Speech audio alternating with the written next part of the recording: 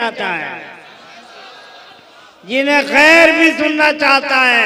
अब तो ये आलम है, कल्लमा मौला सलमान अज़हरी अगर जोर से खांस दे तो उनकी सेहत खराब हो जाती है। तो वो खतीब है इस वक्त रहे। एक मस्जिद का इमाम ही नहीं होता, गांव भर का गार्जियन भी होता है ना भाई। गार्जियन की बात बच्चों से थी, हो गई मुकम्मल। अल्लाह से दुआ कर, अल्लाह मौलाना साहब ने जो कहा, इमाम साहब ने कहा, उनके मुक्तदी इस पे अमल करें। आमीन बोलो, आमीन। अच्छा ये देखिए, ये किसी का मोबाइल है, ज्यादा कीमती होता तो लोग छोड़ते नहीं। गिर गया था, कोई ला के दे दिया, और जो ला के दिया उसका शुक्रिया। अगर बड़ा होता तो लाता कि नहीं लाता वो अल्लाह जानता है। ये जिसने दिया उसको शुक्रिया। तकरीर सुनिए, ये मोबाइल में इमाम साहब को देता हूं, इमाम साहब पास जाएगा, जिसका होगा नंबर बता कर ले जाना। तकरीर सुनिए, कोई लफाजी नहीं, कोई जुमलाबाजी नहीं, कोई फताहत बालागत की पगडंडियों पे सफर नहीं करूंगा। बस चलता हूं उस अजीम शख्सियत के बारगाह में जिन्हें मेरी भी तमन्ना है सुनने का, आपकी भी तमन्ना है। लीजिए वो खतीब आलम इस्लाम, मुफ्ती वक्त, मुफ्ती इस्लाम, जिसके रग रग में इनकलाब पेवस्त है, जिसके रग रग में इस्लाम पेवस्त है, जिसकी रग रग में सुन्नियत पेवस्त है, जिसकी रग रग में मसलक आला हज़रत पेवस्त है। वो आलिम रब्बानी खतीब आलम इस्लाम हज़रत अल्लामा मौलाना मुफ्ती मोहम्मद सलमान अज़हरी साहब किबला दामद बरकातुहू कुत्तिया बरज़वानिया, मुंबई महाराष्ट्र को हलचल सीमानी बड़े अदब के साथ ये कहता हुआ आवाज दे रहा है कि तेरी आंख में रहकर हिजाब हो जाऊं, तेरी आंख में रहकर हिजाब हो जाऊं, तू अगर पढ़े मैं किताब हो जाऊं। इस्तकबाल कीजिए अपने आलिम का, आपके पेशवा पूरी दुनिया में शोहरतों के हामिल आपके मोहल्ले में है। वाले आना अंदाज से नारा लगना चाहिए, नारा ऐसे लगो कि पैसे लगाओ कि पूरे हिंदुस्तान की बीमारी इस्राइल चली जाए। ऐसा ना लगाओ यहाँ की बीमारी इस्राइल, और इस्राइल के जितनी फौजी है सब मरीज हो जाए। नारे तकबीर, जोर से बोलो, जोर से। नारे तकबीर, नारे रिसालत, उलमाए अहले सुन्नत, मज़हब इस्लाम, मसलके आला हज़रत जिंदाबाद, मसलके आला हज़रत जिंदाबाद।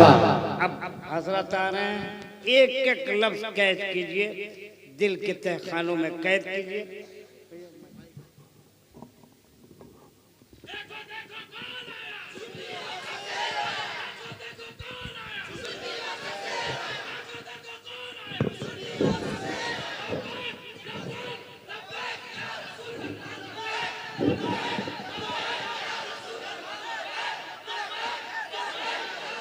आओ आज जैसे आपको अभी हलचल साहब कह रहे थे ना, इश्क हो तो इश्क का इजहार भी होना चाहिए, इश्क हो तो इश्क का इजहार भी होना चाहिए। छुपा हुआ इश्क, इसको बुज़दिली कहा जाता है।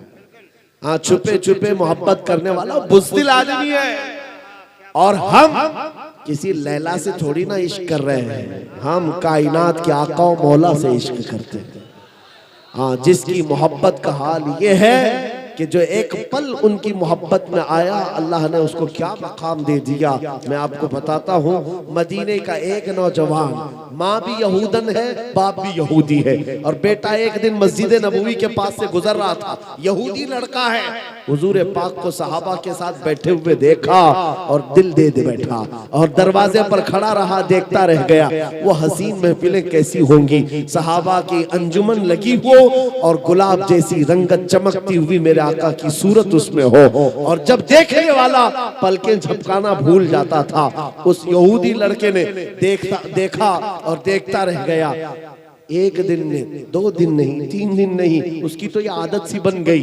रोज चलते चलते दरवाजे पर खड़ा हो जाए और उस हसीन मोहनी रंगत को देखता रह जाए। मुख चंद बदर शाशानी है, माथे चमके लठ नूरानी है, काली आंख ते जुल्फ मस्तानी है, मखमूर आंखें हिन मद भरियां, उस सूरत नू मैं जान अखां की जान जहां अखां, सच अखां रब दी शान अखां, उस शान तुशाना सब नबियां। हुजूर पाक का हुस्न देखने वाले का हाल क्या होता था? हजरत जाबिर बिन समुरा कहते हैं 14वीं का चांद निकला था, मैं घर से बाहर निकला और हुजूर अपने घर से बाहर आए। हुजूर सुर्ख जुब्बा पहने हुए थे। हजरत जाबिर कहते हैं कभी मैं चांद को देखता और कभी हुजूर को देखता, कभी उधर देखता और कभी इधर देखता। हदीस में है, कहते हैं मैं ये सोच रहा था कि चांद ज्यादा हसीन है कि आमिना का लाल ज्यादा हसीन। और उसके बाद इश्क ने फिर जवाब दिया, चांद से तशबीह देना ये भी क्या इंसाफ है, चांद में तो दाग है, हुजूर का चेहरा साफ। मेरे अजीजों, हुजूर का हुस्न देखने वाला वो नौजवान यहूदी लड़का, उसके बाप से जाकर मदीने वाले किसी और ने शिकायत कर दी कि तुम्हारा बेटा तो मोहम्मद को देखने लग गया है सल्लल्लाहु अलैहि वसल्लम, उनका दीवाना बन गया, रोजाना वहां जाकर खड़ा होता है। बाप कट्टर यहूदी था, कट्टर यहूदी। बेटे से कहा कि तू वहां जाता, उसने कहा वो अच्छे लगते हैं, मैं देखता हूं, अच्छे लगते हैं। बाप ने पाबंदी लगा दी कि कहा आज के बाद से उस रास्ते से भी नहीं जाएगा। लेकिन इश्क है तो इजहार होना चाहिए, इश्क हो तो फिर सारे सलासिल और बेड़ियां तोड़ करके निकलता है बंदा। वो नौजवान न बाप की सुना न माँ की सुना, फिर दूसरे दिन आया, उसी दरवाजे के पास खड़ा हो गया, हुजूर को देखने लगा। जब ये हालात बार बार होने लगे, यहूदी बाप ने देखा कि ऐसे सुनता नहीं, मारा भी बहुत, तोड़ा भी बहुत, उसके साथ सख्तियां भी हुई। उसके बाद जब भी लड़का नहीं रुका तो बेड़ियों से बांध दिया, जंजीरों से बांध दिया, हाथ पैर बांध करके घर में रख दिया। लेकिन जानते हो मेरे अजीजों, सबसे बड़ी तकलीफ आशिक को अपने माशूक से दूर करना, महबूब से दूर हो जाए, ये सबसे बड़ी तकलीफ है।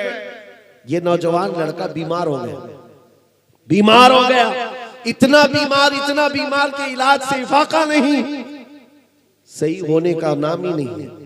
आला हजरत कहते हैं ना, जान है इश्क मुस्तफा, रोज फजू करे खुदा, जिसको हो दर्द का मजा नाज़े दवा उठाए क्यों। आप बीमार, ये बीमारी बढ़ती गई, यहां तक कि हकीमों ने हाथ उठा लिया, कहा तुम्हारा बेटा सही हो ही नहीं सकता, 2-4 दिन का मेहमान है। भरी जवानी में बेटा इंतकाल करने पर आ गया। अब माँ बाप का अकलौता था, दोनों का दिल पसीज गया। माँ यहूदन है, बाप भी यहूदी है। बिस्तर पर आए, जंजीरें तो खुल चुकी थी, बुखार से बदन तप रहा था, जिस्म पीला हो गया था। बेटे के पास आए और कहने लगे कि बेटा ये तेरी क्या हालत हो गई, हमने तुम्हारे साथ जो गलत किया उसके लिए हम माजरत चाहते हैं, लेकिन बता कोई तेरी आखिरी ख्वाहिश है। उस नौजवान ने कहा एक बार मोहम्मद अरबी को देखना चाहता हूं। मेरे अजीजों, इश्क अगर हो तो इजहार होना चाहिए, चाहे वो यहूदियों के घर में भी हो। ख्वाहिश रखता है मैं अपने महबूब को देख लूं। माँ ने दिल पसीज करके अपने शोहर से कहा जाओ एक बार मोहम्मद सल्लल्लाहु अलैहि वसल्लम से कह दो, अगर वो हमारे घर आ गए तो ये हमारा बच्चा देख लेगा मरने से पहले, इसकी ख्वाहिश है। बाप यहूदी जो कभी देखना नहीं चाहता था आ गया। मेरे आका सहाबा के साथ बैठे थे, उसने कहा मोहम्मद अरबी सल्लल्लाहु ताला अलैहि वसल्लम, मेरा एक मसला है, मेरा बेटा जवान है, वह आपकी मोहब्बत में पागल हो चुका और अब मरने वाला है, चंद सांसें बची हैं। हम उससे आपसे दूर करने के लिए बहुत कोशिशें किए, लेकिन दूर होता नहीं। मरने से पहले उसकी ख्वाहिश है एक बार आपको देख ले। इतना सुनना था, हुजूर अपनी मजलिस से खड़े हो। मेरे आका सल्लल्लाहु अलैहि वसल्लम साहबा से कहते चलो, हमारे एक दीवाने के जाने का वक्त आया है, हम चलते। हुजूर पाक तशरीफ लाए, घर जब आए बिस्तर के करीब, मेरे अजीज हो, अल्लाह अकबर, खुशबू पाते ही आशिक के दिल और उसके बदन में गर्मी आ गई और हरकत में आ गया, और इधर उधर जैसे यूसुफ गुमगश्ता को सूंघते हुए याकूब अलैहिस्सलाम की बीनाई आ गई थी, उसी तरह से ये नौजवान बिस्तर से उठ करके बैठ गया और कहा, मुझे मेरे महबूब की खुशबू आती है, उनकी खुशबुएं आती है। घर में जैसे ही मेरे आका तशरीफ लाए, सिराने के पास आए, बैठे, जी भर करके जवान हुजूर को देखता रहा और उसके बाद हुजूर को देखकर मुस्कुराता रहा। इतना करीब आमिना के लाल आ चुके, मेरे आका ने सीने पर हाथ रखा और पूछा, अभी देर किस बात की, क्या अब भी ईमान नहीं लाओगे, अब भी कलमा नहीं पढ़ोगे? उसने कहा, दिल तो उसी वक्त दे चुका था, जुबान से अब कहता हो अशहदु अन्ना मुहम्मद रसूलुल्लाह, मैं गवाही देता हूँ मोहम्मद अल्लाह के रसूल है। चंद सांसें गुजरी थी कि इंतकाल हो गया, इंतकाल हो गया। लेकिन मैं आपको बताता हूं मेरे अजीजों, जिसने इश्क का इजहार किया यहूदी माँ और यहूदी बाप के घर में रहकर, जानते हो उस जवान का मकाम क्या है? वो पल भर ईमान लाया और इंतकाल कर गया। जिंदगी में एक नमाज पढ़ने का वक्त भी नहीं आया, रोजा रखने का वक्त भी नहीं आया, हज करने का वक्त भी नहीं आया, लेकिन मकाम कौन सा? सहाबी रसूल का मकाम है, जहां के मुतालिक गौस पाक फरमाते हैं सहाबी का मकाम कितना है जानते हो? वो जिस घोड़े पर बैठकर जाते हैं, उन घोड़ों के टाप के नीचे से जो धूल उड़ती है, वहां तक उम्मत के गौस का मकाम भी नहीं। वक्त का गौस, कोई वली, कोई कुतुब सहाबा के घोड़े के टाप के नीचे से उड़ने वाली धूल के बराबर भी नहीं होता। वो सहाबी का मकाम है। और वो सहाबी का मकाम कैसे पाया? बस दीदार रसूल है। हुजूर के दरबार में कुर्बानी, अपनी ख्वाहिशात खत्म कर दिया। माँ अलग चाहती थी, बाप अलग चाहता था और दुनिया अलग चाहती थी। कौन क्या कहता है, इससे उस नौजवान को कोई सरोकार नहीं। हम रसूलुल्लाह के जन्नत रसूलुल्लाह।